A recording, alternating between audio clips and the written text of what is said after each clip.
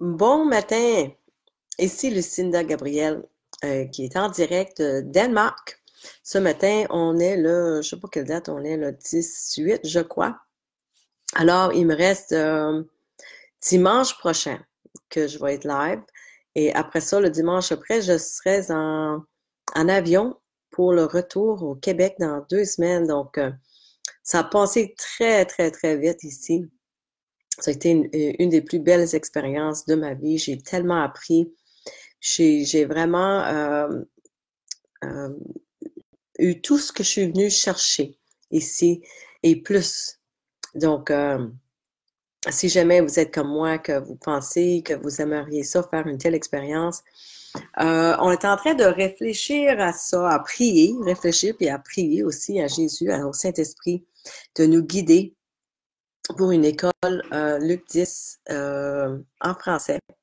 Parce qu'ici, c'est tout en anglais, puis je réalise qu'il y a beaucoup de gens qui sont complètement francophones, qui n'auraient pas accès à une école Luc 10 si c'est juste en anglais.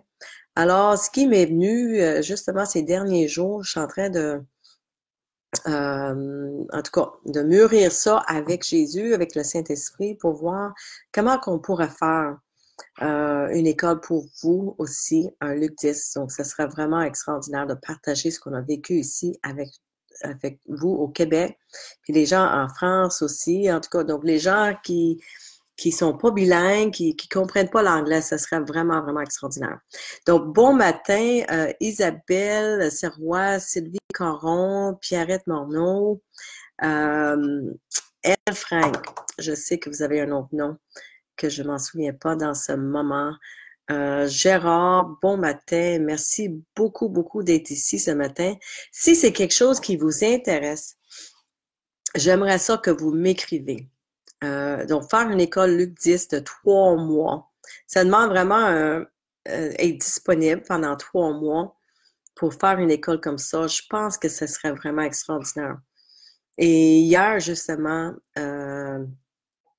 j'ai passé comme une grosse heure à prier, à demander à Jésus de m'éclairer là-dessus. Et il y a des choses qui sont en train de se placer. Je sais. Et donc, je suis vraiment curieuse de savoir combien de gens qui seraient vraiment intéressés à faire 3 mois d'école comme on a fait ici, apprendre ce qu'on a appris, puis de vivre une expérience extraordinaire. C'est prendre le temps de vraiment se connecter avec le Seigneur. Alors, oui, de la France. Donc, bon matin, Marjorie aussi. Donc, c'est ça. Donc, si vous avez l'intérêt, le goût, la disponibilité de faire une école, Luc 10, de 3 mois, écrivez-moi, dites-moi-le, parce que on est une belle équipe qui pourrait vous offrir quelque chose. Donc, je sais que ça va se faire. C'est une question de temps.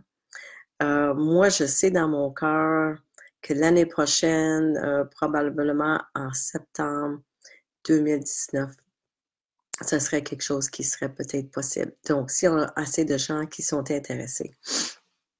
Donc, ce matin, ce que je veux vous parler, c'est que j'ai eu une personne qui m'a écrit cette semaine. Ça me fait toujours travailler un petit peu quand les gens m'écrivent puis ils me posent des questions. Mais une personne qui m'a écrit, qui m'a dit qu'elle trouvait que le Seigneur nous demandait de sacrifier beaucoup pour lui.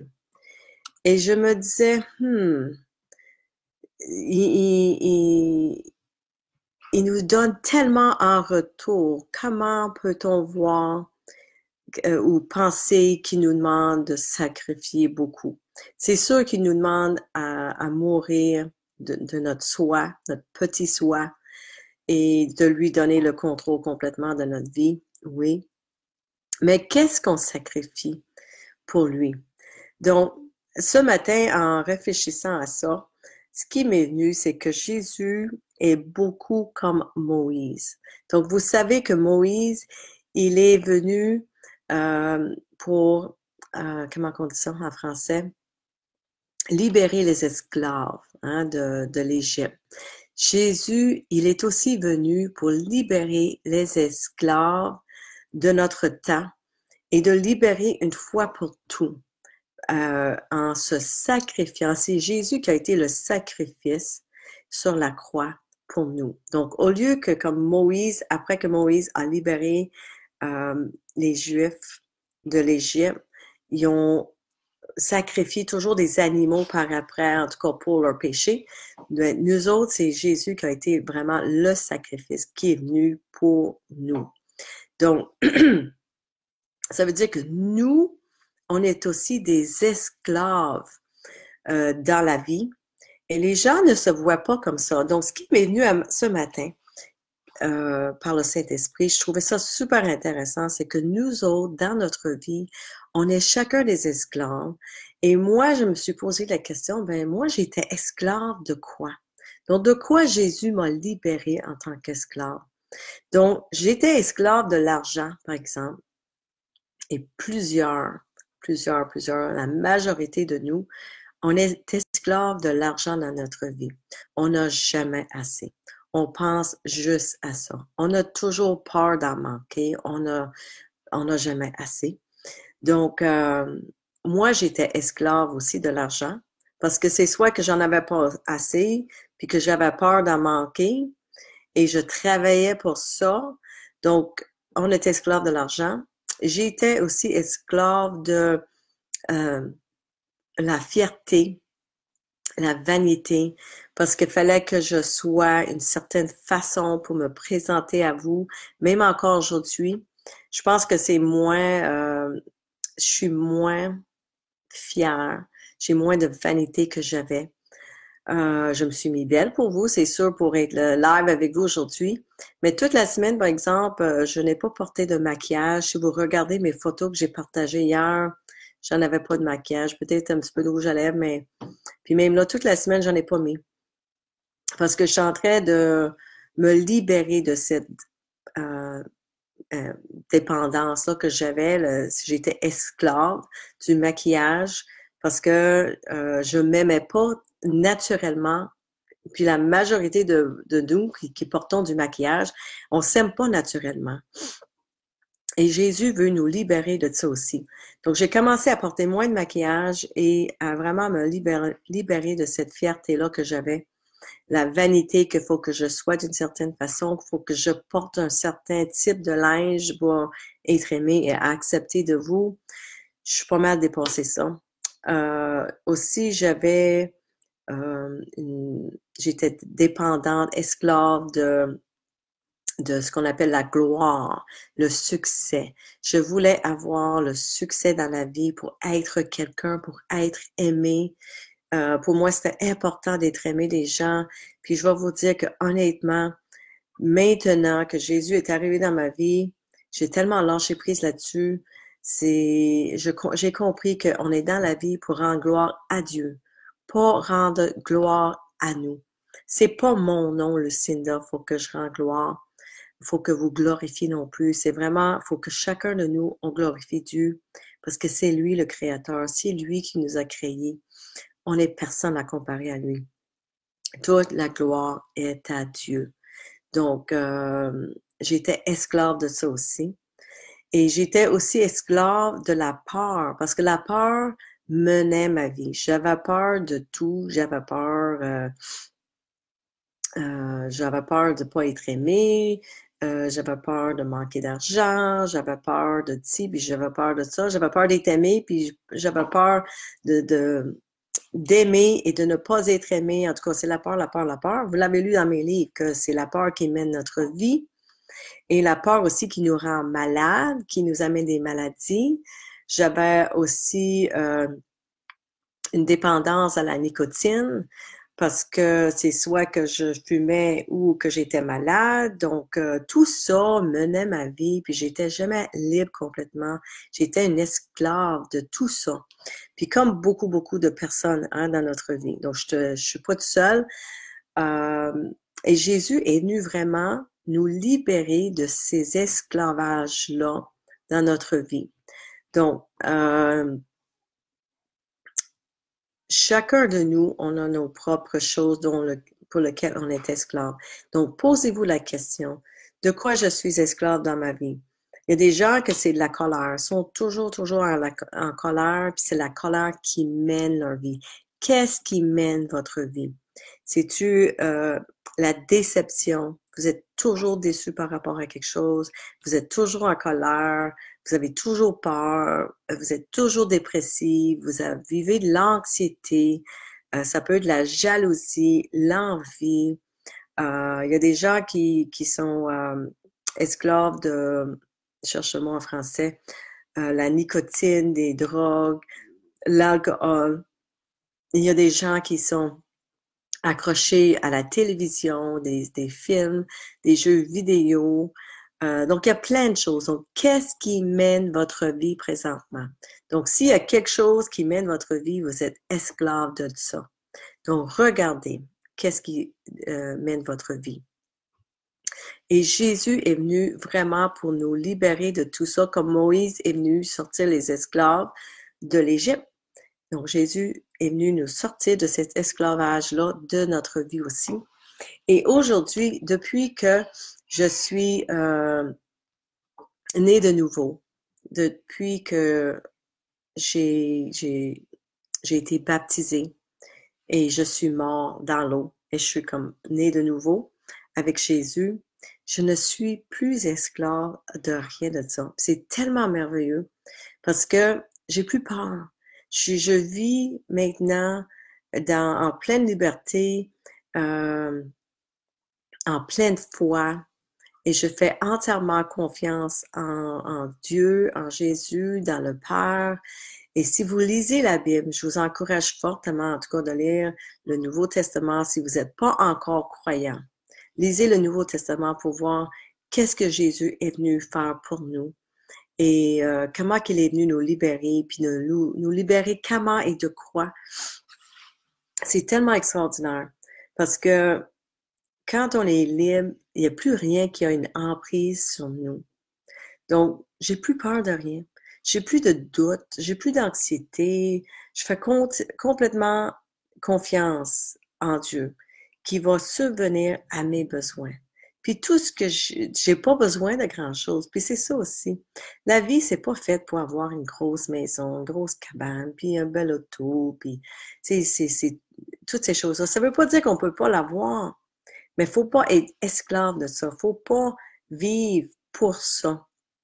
Parce que, tu sais, moi, je m'en souviens que quand j'ai quitté ma job au gouvernement il y a 5 ans, j'avais une auto, une belle auto, hein, Volkswagen EOS décapotable, qui me coûtait 600 pièces par mois. Puis là, je me disais, je veux pas avoir le stress d'avoir besoin de travailler aussi fort pour payer cette belle auto-là. Donc, si je l'aurais gardé, j'aurais été esclave par mon auto parce qu'il aurait fallu que je travaille plus fort et beaucoup plus pour pouvoir la payer. Puis, j'ai plus le goût de ça. Donc, je sais que le Seigneur, il est venu me libérer de tout ça. Keep it simple. Hein? Dans la vie, c'est ça qu'on dit, là. Garder la vie simple. On n'a pas besoin de grandes choses pour être heureux et d'être heureuse. Puis, les cadeaux du Saint-Esprit, quand on se remet complètement à Dieu, à Jésus, puis qu'on se fait, on repent. Ça veut dire, repentir, c'est comme dire à notre Père au ciel que je suis désolée d'avoir essayé de tout faire par moi-même. Et là, je me remets complètement à toi. Je reviens à la maison. C'est comme un enfant qui a été libre de partir toute seule, faire ses expériences dans le monde et réaliser que, sais-tu quoi? Il me semble que j'étais bien chez moi avec mes parents. J'étais bien dans les bras de mon père, de mes parents. Et là, on revient vers la maison. C'est comme le fils prodigue, l'enfant prodigue. On revient vers la maison, puis on dit, écoute, je suis désolée, papa, de t'avoir abandonné. J'ai essayé par moi-même, ça n'a pas été facile, puis je désire revenir vivre avec toi. Puis je sais que toi, tu m'aimes, je sais que toi, tu vas t'occuper de moi. Et je vais pouvoir continuer à avancer dans la vie, mais dans la foi, dans la confiance que toi, tu t'occupes de moi. puis je vais être en sécurité avec toi. Moi, c'est de même que je vois ça. Donc, c'est vraiment comme l'histoire de l'enfant prodigue, de revenir à la maison avec le Père et de lui faire confiance qu'il va s'occuper de nous. Donc, c'est de même que je vois ça. Donc, la personne avec qui j'ai parlé cette semaine, qui m'a envoyé le message, elle trouvait que moi, je sacrifiais beaucoup pour Jésus. Moi, je trouve pas. Vraiment, j'ai tout remis. J'ai remis toutes mes angoisses, toute mon anxiété, toute ma peur, toutes mes dépendances. J'ai tout donné. Et en retour, ce que j'ai reçu, c'est la paix, c'est l'amour, c'est la joie, c'est la santé, c'est la paix, euh, c'est la patience, c'est tout ça.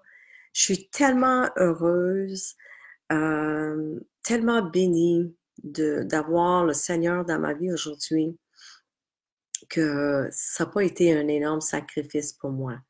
Donc, je suis reconnaissante même qu'il ne m'a jamais abandonnée. Lui, il m'a jamais oubliée. Il a toujours été là avec moi, à marcher à côté de moi. Il m'attendait comme il vous attend tous. Euh, Dieu le Père et Jésus le Fils vous aiment énormément. Euh, il marche à côté de vous. Il veut juste que vous reconnaissiez qu'il est là, qu'il attend comme un berger. Ça dit dans la Bible, Jésus est comme un berger qui va laisser les 99 pour aller chercher le un qui est perdu. Il est vraiment venu ici pour nous chercher ceux qui sont perdus, pour nous ramener à la maison. C'est tellement extraordinaire. Donc, c'est ça un petit peu le message que je voulais partager avec vous aujourd'hui. Si vous avez des questions, n'hésitez pas, écrivez-moi. C'est ça. J'ai tellement reçu depuis que Jésus est dans ma vie. Comme je vous disais, je suis en pleine santé. Hier, par exemple, on est allé, je sais pas si je l'ai dit tantôt, je viens de finir un live en anglais, donc je sais jamais ce que j'ai partagé. On est allé dans une ville qui s'appelle Alborg, puis les gens se préparent pour Noël. Hein? Christmas, c'est la fête de Jésus. Puis les gens ne veulent pas entendre parler de Jésus. Puis c'est tellement décevant quand on voit ça, que les gens fêtent Noël, qui est supposément d'être la naissance de Jésus, et les gens ne veulent pas entendre parler de Jésus. Tout le monde est là pour le Père Noël, qui va amener des cadeaux matériels. Et les gens ne veulent pas entendre parler des cadeaux de l'Esprit de Jésus. Alors, j'ai trouvé ça un petit peu décevant. Mais en même temps, ça m'a permis de prier pour moi-même parce que j'ai été un petit peu malade cette semaine, comme beaucoup. Tu sais, la grippe qui court. Puis, ce qui est merveilleux, c'est que moi, quand je suis venue ici, j'ai pas amené de Tylenol, d'Advil ou absolument rien parce que je me disais, je crois complètement dans la capacité de guérir de Jésus. Et je me suis dit qu'il y a 70 personnes ici, ça veut dire qu'il y en a 69 qui vont pouvoir prier pour moi si jamais je suis vraiment malade, parce que j'y crois vraiment.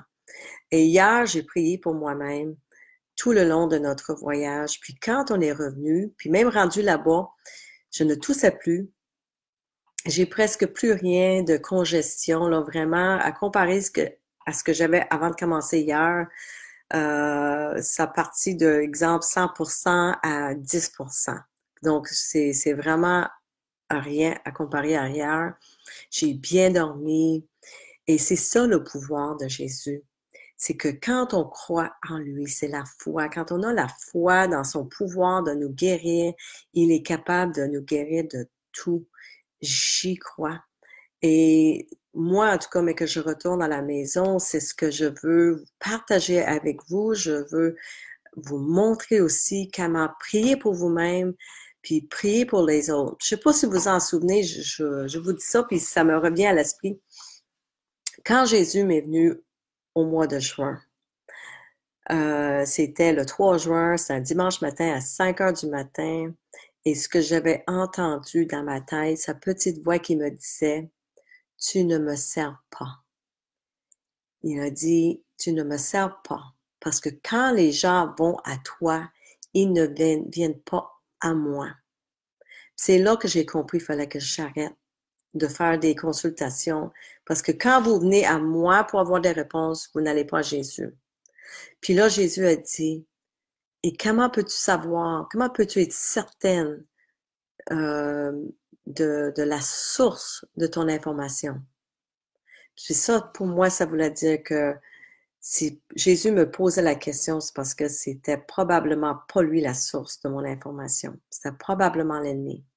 Puis la dernière chose qu'il m'a dit, des 4 choses qu'il m'a dit, la dernière chose c'était, parce que moi j'ai demandé, je dis, qu'est-ce que tu veux que je fasse pour les gens qui sont désespérés, qui viennent me voir parce que je les aime tellement, moi je veux m'occuper des gens, je les aime. Puis il m'a clairement dit, prie pour eux, prie avec eux et montrez-leur comment prier. Donc moi, c'est ce que je veux vous montrer, c'est qu'on peut prier pour soi, on peut prier pour les autres, puis on est tous appelés à montrer aux autres comment qu'on peut prier pour nous-mêmes aussi. Donc moi, je suis là pour vous montrer comment prier pour vous-même. Je suis là aussi pour prier pour vous. Je prie pour chacun de vous. J'ai une liste de personnes pour lesquelles je prie. Puis, je prie aussi que chacun de vous qui m'écoutez à chaque semaine, que le Seigneur ouvre vos yeux, vos oreilles et votre cœur pour comprendre et savoir c'est quoi la vérité, parce que c'est lui vraiment le chemin, la vérité et la vie.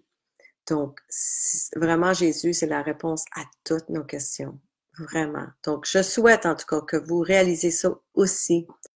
Et oui, Pierrette, ma foi est très, très grande. C'est extraordinaire. C'est vraiment Jésus qui m'aide à tous les jours de garder ma foi. J'y prie à tous les jours pour qu'il m'aide, pour que ma foi grandisse à tous les jours, pour que je puisse partager ça avec vous. Parce que, tu sais, quand on entend la voix de Jésus, quand on vit une expérience personnelle, puis c'est ce que je souhaite aussi pour chacun puis chacune de vous, que tout le monde, vous vivez votre propre expérience, puis demandez à Jésus. C'est vraiment une grâce qu'il nous donne de pouvoir expérimenter par nous-mêmes sa présence. Parce que là, on est certain. C'est pas quelqu'un d'autre qui m'a convaincu. Moi, je peux pas convaincre personne de toute façon. C'est bien écrit dans la Bible. Il y a juste le Saint-Esprit qui peut vous amener à Jésus. Donc, c'est vraiment le Saint-Esprit qui attire chaque personne personnellement à lui. Donc, c'est important que vous demandez aussi pour vos propres expériences. Ici, c'est vraiment merveilleux parce que toutes les personnes que je rencontre, c'est des gens qui sont ce qu'on appelle nés de nouveau, hein, born again. Puis, nés de nouveau dans l'eau et dans l'esprit, comme on dit dans la Bible. Je pense que c'est dans Jean. Et donc, chaque personne, en tout cas, est née de nouveau. J'ai rencontré une personne extraordinaire cette semaine parce qu'on est dans une nouvelle école de PTS, là, Pioneer Training School. Il y a un monsieur qui vient de New York et qui a partagé son histoire. Ce monsieur-là, et c'était un bouddhiste, qui aussi avait des croyances hindoues. Donc, il croyait dans tous les dieux et dans Bouddha. Et dans sa ville, je m'en souviens pas du nom de la ville, mais il y a eu comme une explosion. 15 à 20 000 personnes sont décédées. Lui aussi est décédé. Et il s'est retrouvé, puis c'était comme un poison, un gaz qui est arrivé dans la maison. Puis tout le monde est mort comme ça. En tout cas, je m'en souviens pas si c'était une industrie qui était là. Et donc, lui, il est mort. Il s'est retrouvé dans la noirceur, complètement noir, noir, noir, noir, noir. Puis là, la peur l'a envahi. Puis là, il a commencé à demander, à crier. Il dit, tu sais, Bouddha, viens me sauver. Bouddha, il est pas venu. Puis là, il a commencé avec tous les dieux hindous, Shiva, en tout cas, moi, je m'en souviens pas de tous les noms, mais il les a tous nommés, tous les dieux hindous, et personne n'est arrivé. Et finalement, il a pensé à Jésus en fin de compte, tu sais, après avoir tout nommé les autres. Et là, il a vu une petite craque de lumière arriver et il savait c'était comme la porte parce que Jésus est le chemin, la vérité et la vie. Et c'est là que Jésus lui a montré sur un écran toute sa vie, tout ce qui s'est passé. Et il a réalisé que Jésus était vraiment le chemin. Il a supplié à Jésus de le ramener à la vie pour qu'il ait la chance de se reprendre parce qu'il savait que s'il mourait dans ce moment-là, qu'il irait en enfer. Alors, il a supplié à Jésus pour qu'il puisse vivre et revenir sur la terre, puis il lui a dit qu'il allait dévouer toute sa vie, en tout cas, à lui.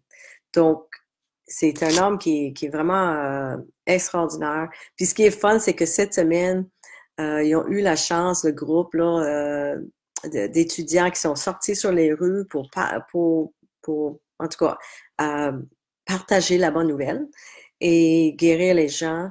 Puis à quelques reprises, il y a des gens qui disent, ben voyons, il y a personne qui est allé l'autre bord, puis qui est revenu nous dire que Jésus est vrai, puis ça existe, puis que le ciel existe, puis que l'enfer existe. Il y a personne qui est allé l'autre bord. Puis ce petit monsieur-là, parce qu'il est pas grand, il est là, hey, wow, attends une minute, là, attends une minute. Il dit, moi, je suis allé l'autre bord. Il dit, moi, je suis mort, je suis revenu, je sais que Jésus est la vérité, le chemin et la vie. Il dit, moi, j'ai expérimenté, puis là, il a la chance de partager son témoignage. Donc, c'est vraiment extraordinaire comment chaque personne qui est ici à l'école a un témoignage qui est différent de leur rencontre personnelle avec Jésus. Et donc, si vous autres, vous avez eu votre propre rencontre personnelle avec Jésus, je vous encourage de faire une vidéo, un YouTube, partagez-le avec les gens pour encourager parce que puis je crois que tout le monde, on peut avoir cette expérience-là. Si vous ne l'avez pas vécu encore, priez, demandez à Jésus de venir à vous, de se révéler à vous d'une façon ou d'une autre. Je sais qu'il y a des gens qui ont eu des rêves. Doreen Virtue, elle l'a vu. Elle l'a pas demandé. Il est apparu à elle parce qu'il voulait vraiment qu'elle partage la vérité, tu sais, qu'il est la vérité aussi. Donc, il a changé sa vie de bout à bout. Et donc, chaque personne, en tout cas, je crois qu'on a vraiment besoin de vivre notre propre expérience. Moi, je ne peux pas convaincre personne de suivre Jésus. Il faut chacun de vous que vous demandez à Jésus de se révéler à vous, puis que chacun de vous trouve votre propre vérité. Donc, lisez le Nouveau Testament. Et pour revenir à la madame qui disait qu'elle trouvait que c'était un grand sacrifice. Moi, je peux vous dire que j'ai rien sacrifié pour Jésus dans le sens que j'ai tout gagné. J'ai gagné la paix, vraiment la paix, l'amour, la vérité. Je n'ai plus d'anxiété, j'ai plus peur, j'ai plus de doute, je suis plus malade. Tout est merveilleux dans ma vie. Et j'ai plus de stress. Donc, c'est ça le cadeau de Jésus. Donc, je vous encourage, en tout cas, chacun de vous, de faire votre propre cheminement là-dedans. Demandez à Jésus de se révéler à vous. Lisez la Bible pour voir c'est quoi ses promesses, qu'est-ce qu'il veut vous amener. Parce que Jésus est comme Moïse, il est vraiment venu nous libérer de plein de choses pour qu'on soit vraiment dans la paix. Donc, pour plus qu'on soit esclave à quoi que ce soit dans la vie. Donc, je vais dire un petit bonjour à Carole Pitre, Pierrette Morneau, Lynn Kilpatrick, allô Lynn, merci d'être là. Nicole, merci beaucoup Nicole. Nancy Landry, il y a une belle équipe à Sept-Îles. Vraiment, je vous félicite. C'est extraordinaire ce que le Seigneur est en train de faire à Sept-Îles, à Québec aussi. Je suis tellement fière, j'ai hâte de vous voir. En tout cas, je vais faire une tournée. En tout cas, c'est ce que moi je veux. J'espère que c'est ce que Jésus, puis il veut que pour moi aussi, de passer, de voir les gens à Québec, à Sept-Îles, Nouveau-Brunswick, en tout cas, faire une belle tournée, puis voir tout le monde, puis vous partager ce que j'ai appris ici. J'aimerais ça vous, tu sais, faire une journée ensemble pour s'asseoir puis de partager tout ce que j'ai appris. Parce qu'il y a tellement de choses à vous raconter. Je peux pas faire ça dans les, tu sais, les petits 30 minutes qu'on passe ensemble le dimanche matin. Mais en tout cas, tellement d'amour à partager de Jésus. Puis, donc j'ai hâte de voir chacun de vous. Donc, c'est ça pour aujourd'hui. Si vous avez des questions, n'hésitez pas. Ça m'inspire à vous parler les dimanches matins. Dimanche prochain, je devrais être là, en principe, parce que je suis encore dans le coin. Dans 2 semaines, je vais être sur l'avion, sur mon retour. Donc, ça a passé trop vite. Vraiment, ça a été une des plus belles expériences de ma vie. Et comme je disais au début, pour ceux qui viennent de se rejoindre en retard, moi, j'aimerais ça que beaucoup plus de personnes vivent cette expérience que j'ai vécue ici avec le LUC10.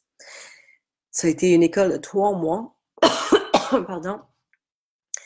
Et je sais que beaucoup de gens au Québec, en tout cas, parlent juste français. Si vous avez le goût de vivre ça pendant 3 mois, comme j'ai vécu, écrivez-moi. Peut-être il y a moyen qu'on fasse une école qui soit juste anglais, juste français ou que ça soit bilingue. On est en train de regarder ça, les gens au Canada. Je sais qu'il va y avoir une école. Je sais, ça c'est certain.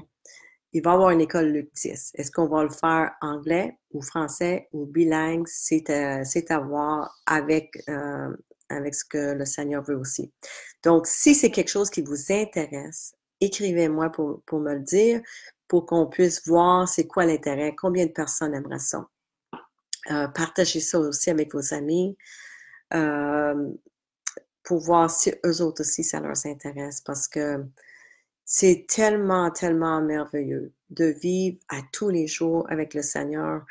J'ai passé 1 heure tantôt. On a une pièce ici, une chambre pour prier. J'ai passé 1 heure avec une autre personne à prier, puis se remplir de l'amour de l'Esprit Saint. Il n'y a rien de mieux que ça dans la vie. Vraiment, il n'y a rien de mieux que ça dans la vie. Puis de partager ça avec vous et aider les gens à se guérir aussi, à se libérer.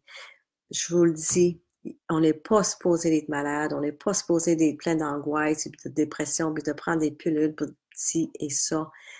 C'est pas normal, ça. C'est pas ce que Jésus a voulu pour nous. C'est pas ce que Dieu a créé sur la terre. Donc, moi, en tout cas, c'est ce que j'aimerais partager avec vous, puis de vous enseigner, puis de vous amener à revenir à cette pureté-là de la création que Dieu a faite pour nous depuis le début des temps.